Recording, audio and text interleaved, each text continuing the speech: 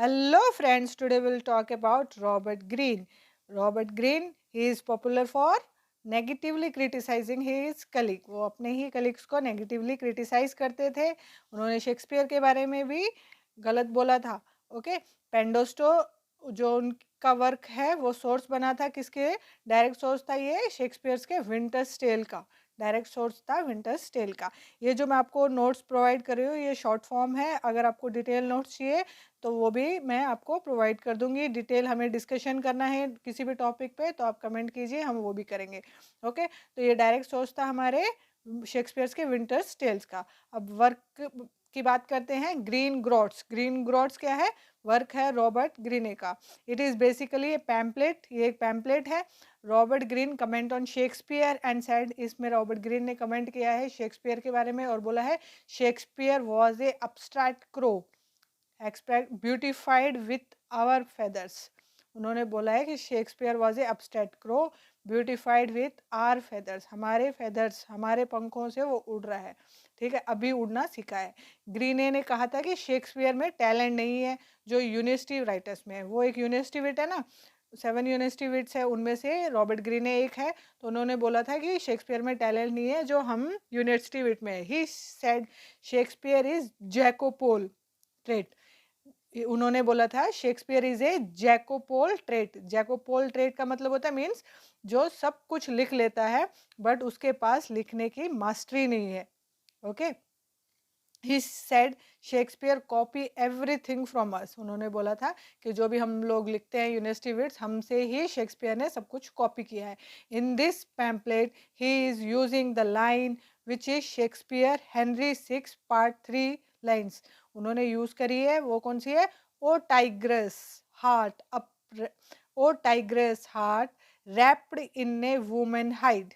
Wrapped in a women hide. Greene has changed this line. Greene ने ये Henry 6 part 3 की line जो Shakespeare ने लिखी है उनको चेंज किया और बोला टाइग्रस हार्ट ब्रैप्ड इन ए प्लेयर्स हाइट. टाइग्रस हार्ट ब्रैप्ड इन ए प्लेयर्स हाइट. स्टीफन ग्रीनबाल्ट ने कहा कि शेक्सपियर का कैरेक्टर फॉल्स्टॉप जो उसके कई प्लेस में है वो उन्होंने रॉबर्ट ग्रीन को देखकर ही बनाया है. स्टीफन ग्रीनबाल्ट ने भी शेक्सपियर के बारे में यही बोला है कि उन्होंने भी जो फॉल्स्टॉप उनका फेमस कैरेक्टर है उसको रॉबर्ट ग्रीन को ही देखकर उन्होंने बनाया है. Okay, the next work of Robert Greene is Honorable History of Ferrer Bacon and Ferrer Bonge. Honorable History of Ferrer Bacon and Ferrer Bonge. This is the first successful romantic comedy. ये first successful romantic comedy है. It is a forerunner to Shakespeare. As You Like It जो romantic comedy है ना Shakespeare की दो, As You Like It and Midsummer Night Dream उनकी forerunner है ये. Okay, source of the play is anonymous. हमें नहीं पता कहाँ से लिया एनोनिमस, कहाँ से लिया है. Famous history of Friar Bacon 16th century के ये प्ले था. फेरर बेकॉन क्या है? The name of the character is Roger Bacon who is the 13th century polymath who later reputed as magician. Okay, तो ये दो वर्क है Robert Greene के, Greene groats and honourable history of Friar Bacon and Friar Bungay. Okay, अब हम next university wit की तरफ चलते हैं. Thomas Nashe. Thomas Nashe. Thomas Nashe जो राइटर है Dido Queen of Carthage written in collaboration of Thomas Nashe and Marlowe. Christopher Marlowe की हमने डिडो क्वीन ऑफ कार्थेज जो उनका फर्स्ट ड्रामा है वो बात करी थी, डिस्कस किया था हमने अपने लास्ट वीडियो में. उस दोनों ने Christopher Marlowe and Thomas Nashe ने मिलकर ये लिखा है. Thomas Nashe and Ben Jonson collaborated in Isles of Dog. Isles of Dog में भी थॉमस नैश ने कोलैबोरेशन किया है किसके साथ? बेन जॉनसन के साथ.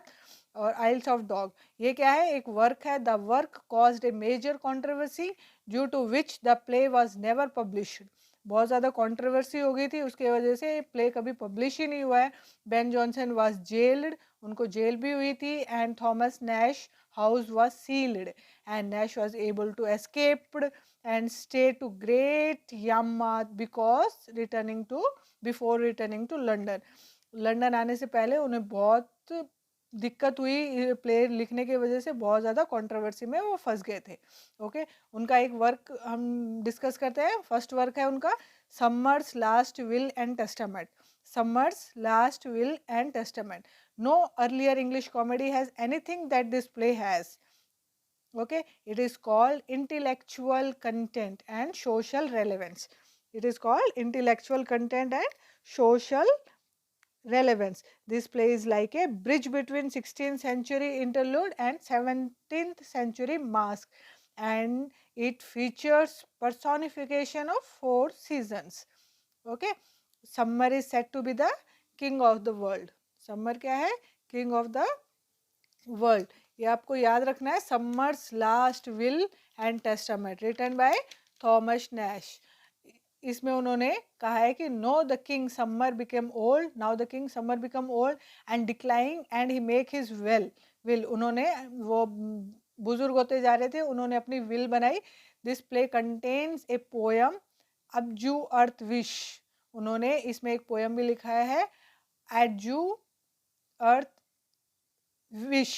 ओके, वेरी फेमस कपलेट है इसका, वो आपको याद रखना है, बहुत बार एग्जाम्स में आता है. Brightness falls from the earth head. Brightness falls from the earth head. Queens are died young and sad. Queens are died young and sad. This lines are very famous. Next work है Thomas Nashe का unfortunate traveller. Unfortunate traveller. इसका other title है life of Jack Wilton. Life of Jack Wilton. Okay, it is a picaresque novel. ये एक पिकारेस्क्यू novel है. पिकारेस्क्यू मतलब journey दिखाई गई है. Journey of Germany and Italy of Jack Wilton. उनकी जर्नी दिखाई. This is a first picaresque novel. बहुत बार एग्जाम्स में आता है कि which is the first picaresque novel, तो आपको याद रखना है अनफॉर्चुनेट ट्रेवलर. Unfortunate traveller. अब बिना रुके हम अपना नेक्स्ट राइटर करते हैं जॉन लिली. जॉन लिले. जॉन लिले. आप इनके स्क्रीनशॉट लेते रहिए. ये शॉर्ट फॉर्म में है. एग्ज़ाम पॉइंट ऑफ व्यू से जितना एग्ज़ाम में हमें रिवीजन के लिए चाहिए होता है उतना ही मैंने इसमें लिखवाया है.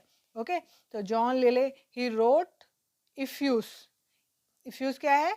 is a writing style where you use lot of simile, alliteration, mythology and nature.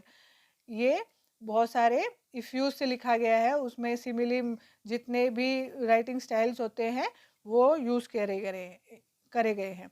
Okay, play start होता है. एंडीमियन है इसमें प्ले में. एंडीमियन फर्स्ट प्ले है. He revolutionized the English theatre by writing dialogues in prose and by using powerful language in his play. Okay, तो आपको ये याद रखना है. He has written 6 court comedies. उन्होंने 6 कोर्ट कॉमेडीज लिखी है.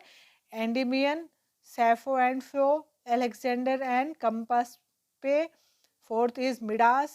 Fifth is Mother Bombie and sixth is Galathea. Sixth is Galathea. मैकविरे is introduced by John Lyly. आपको याद रखना है मैकविरे जो थे उनको किसने इंट्रोड्यूस किया था? John lily. The next question is he does not right tragedy, he wrote comedy and novels. वो ट्रेजेडी नहीं लिखते थे, कॉमेडी एंड नॉवेल्स ही लिखते थे. इफ्यूज का मतलब होता है good society. The anatomy of wit, Euphues का. ओके, तो नेक्स्ट इज, ये आपको याद रखना है, उनके जो राइटिंग्स थे वो ये कॉमेडी लिखते थे, ट्रेजेडी नहीं लिखते थे. ओके, ये उनकी 6 कॉमेडीज है, ये आपको याद रखनी है. और उनका जो प्ले है वो हम डिस्कस करते हैं, love metamorphosis. The play is love metamorphosis. Women in the moon. The next is maids metamorphosis. The next is maids metamorphosis. और love metamorphosis is a large influence on love labour lost. जो love labour lost Shakespeare ने लिखा है उसके ऊपर काफ़ी ज़्यादा influence था इसका. और जो कॉमेडी है Galathea is a major source for midsummer night dream. जो कॉमेडी है गैलाथिया उसका भी मिडसमर नाइट ड्रीम्स में काफ़ी ज़्यादा इफेक्ट देखा गया है. ओके, तो ये आज हमने अपने 3 यूनिवर्सिटी विट्स कर लिए हैं. कल हम डिस्कस करेंगे आगे के थॉमस लॉज। ओके, कल की वीडियो में हम आगे चलेंगे। आपको इसके क्वेश्चन आंसर्स मैं करवा दूंगी, और ये शॉर्ट फॉर्म में है, इसलिए आप ये ना समझें कि ये बहुत ही कम क्वेश्चन है, बहुत ज़्यादा लेंथी है, हमें बहुत ज़्यादा कवर करना है, इसलिए मैं आपको शॉर्ट फॉर्म में नोट्स प्रोवाइड कर रही हूँ। Okay, thank you for watching my video. ज़्यादा से ज़्यादा लाइक कीजिए, शेयर कीजिए, कमेंट कीजिए, ताकि मुझे भी मोटिवेशन मिले और मैं आपका सिलेबस कंप्लीट करा चुकूँ। Okay, thank you for watching my video.